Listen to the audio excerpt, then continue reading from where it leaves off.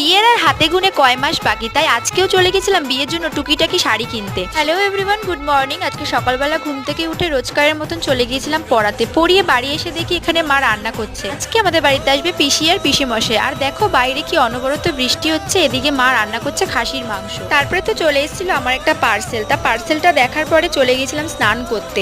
স্নান টান করে এসে চুলে দিয়ে দিচ্ছিলাম একটু সিরাম, কারণ চুলটা অনেক দিন ধরে রাফ হয়ে গেছে আর সিরামটা ঘরে পড়ে রয়েছে, দেওয়াই হয় না। সিরাম না দেওয়ার ফলে চুলটা দেখো ভীষণ রাফ হয়ে গেছে। এখানে মা দুপুরবেলা আমাকে খাইয়ে দিচ্ছে। তারপরেই চলে গেছিলাম বিকেলের দিকে আমি আমার বান্ধবীর বাড়ি, কারণ ওর বাড়ি থেকে আমার কিছু শাড়ি কেনার ছিল। আর যেহেতু বান্ধবী আমার নতুন ব্যবসা শুরু করেছে, তাই ওর থেকেই আমি শাড়িগুলো কিনবো ভেবেছি। না, ও আমাকে ছবি পাঠিয়েছে, তাই চলে গিয়েছিলাম ওদের বাড়িতে। আর দেখো আমরা খুব হাসাহাসি করছি, কারণ অনেক দিন পর দেখা। ওই ব্যবসা শুরু করার পর ওর সাথে আমার দেখা সেরকম হয় না। তারপর এখানেও খুব সুন্দর সুন্দর শাড়ি তুলেছে। আমিও দু একটা শাড়ি নিয়ে চলে আসলাম বাড়িতে। আর তোমাদের সাথে দেখা হবে নেক্সট কোনো ব্লগে। টাটা।